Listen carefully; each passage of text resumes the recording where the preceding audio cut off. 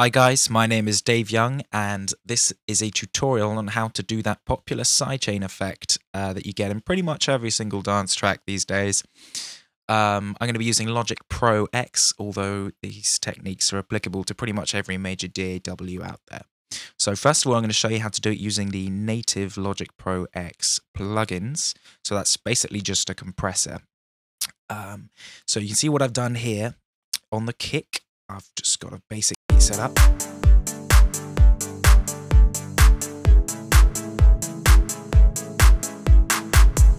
Okay, so that's pretty basic, nothing major going on. I've just got a kick here, some clap, rise cymbal, and this synth. So what I'm going to do is, I've opened up a bus send from the kick, and I've sent it to bus 1. Doesn't matter what bus it is. So basically, for those of you who don't know, what this is basically doing is just taking the signal that's on this track here, and it's sort of copying it, if you will, and sending it over onto this send. And you see I've got it set post fader. Now, usually when I do this, I'd put it pre-fader. And the reason for that is that I can change the volume of this and it won't affect the send level that's going to this bus. And I'll explain why that's useful in a second. So on the compressor, you can see up here, you've got this little sidechain menu. Now, if you remember, I've sent the kick to bus 1. So basically what we're going to do is we're going to use the kick, the signal on the send from the kick to control the volume, or rather the compression on the synth. So you see I've actually got a pre-done sort of preset I made here. You can see I've got the compressor threshold set here. You've got to turn auto gain off, otherwise that screws stuff up. Very quick attack, release about 72 milliseconds, you know, nothing major. So if I just play it like this, you can see here you're getting the pumping. If I turn off the bus, the sidechain I should say, see it just starts working like a compressor would normally. Put the bus back on, you can see it starts pumping.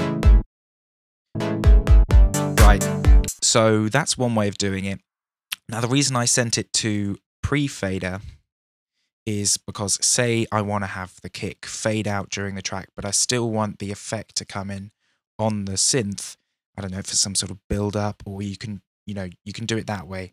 So if I turn this right down, play the track, if I mute these as well, you can see still getting that pumping, and I can change this level and it won't make a difference. And I can change the amount of pumping by doing this, so I can turn off the pumping and put it back on. So yeah, okay, so the second way you can do it is with, well, I'll show you how to do it with another compressor. This one's from Fab Filter. If I do same sidechain thing, it's pretty universal in Logic, and then you can just basically set the settings to whatever you want. Now the good thing about this compressor is that you can actually see what's going on here. It's a bit like the one in Ableton actually, which is a little more helpful than the sort of bar that you get on the Logic one. Okay, so that's exactly the same, just a different sort of plugin. Right, on here we have a plugin called the One Knob Pumper from Waves, and basically what is, you can see the sort of pumping it's doing. It's got this little kind of light effect here, and if I mute everything, you can basically change the amount it's pumping it. It's very, very simple, all the way from 0 with no pumping until all the way up to 10, which is very extreme. Usually I usually do about 6 or 7. You can change the rate here, so it's, it's as if you've got a kick coming in every half bar. This is basically, pretty simple stuff. You can also change the offset, which is to do with sort of what time it comes in. You just kind of have to mess around with that. So that's another way of doing it. That's a bit more simple, and the good thing about this way of doing it is it makes it much easier to do automation. So you see I've got the pump, got one knob pumper, I've got the pump here. Now if I just start it off at 0 and go all the way up to 10, you can very clearly hear what happens.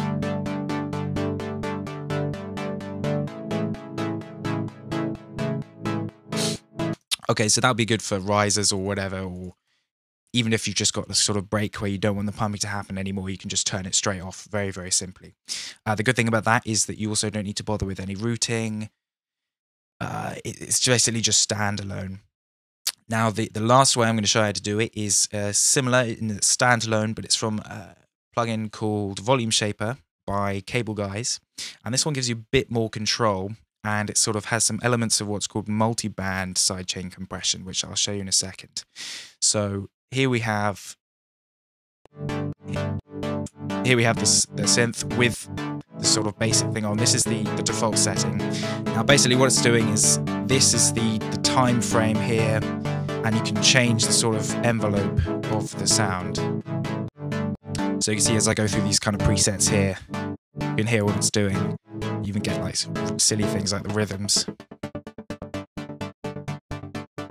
So this is also giving you a lot more control because you can actually make your own ones.